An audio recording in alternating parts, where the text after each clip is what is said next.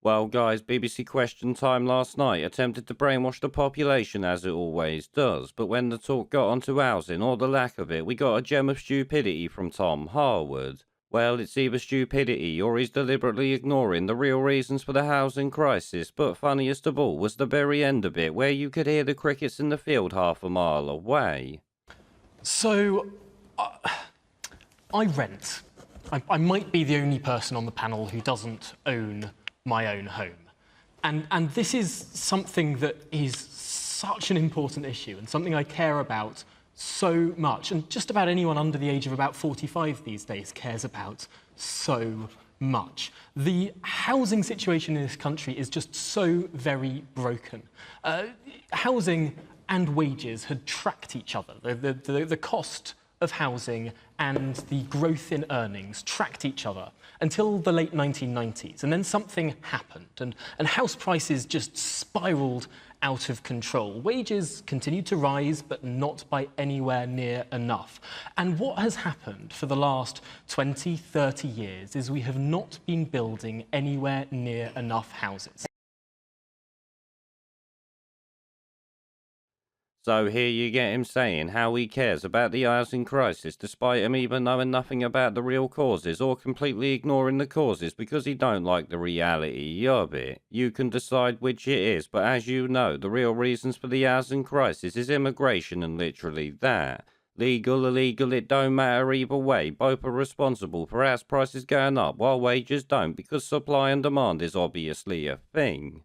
When you have like 300,000 people coming here every single year, housing's always going to be an issue, so him saying something caused this issue tells me he's either ignoring reality or he's just too stupid to realise the obvious. But you know what, let's play the next bit here, where he thinks he actually has the answer to our problems. Questions about helping and alleviating issues and saying whether it's 95% mortgages or help to buy with housing associations or anything else, frankly, that is just playing around with things that don't solve the issue, because the issue is supply. And you'll find that people will be able to get on the housing ladder so much more easily, whether they're renting in housing associations, whether they're renting on the private market, or whether they're struggling in some other way. Unless we are building more than 300,000 homes a year, unless we are actually keeping pace with demand, this is going to become a bigger and bigger issue, and we're going to see greater inequality. And there's something else. I think I almost subscribe to something called the housing theory of everything.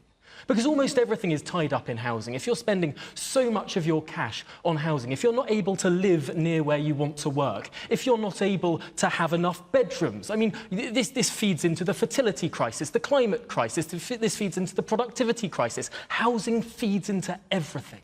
So there you hear him saying the answer is to build more homes, and he even has the number needed, which he states is 300,000. This number, as you probably know, is the yearly average net migration into this country, which also tells me Tom Harwood knows the real reason for this and is ignoring it like he works for the BBC. Of course, the real answer is to not build more homes to match immigration numbers, is to close the bloody borders, which will also help wages, as I've said before.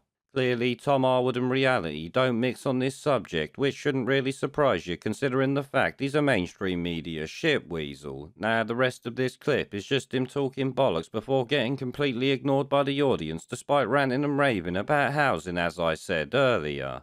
Now, yes, we need to build. It's a fact of life. It has to happen. And until politicians accept that fact, we're going to be getting into a worse situation.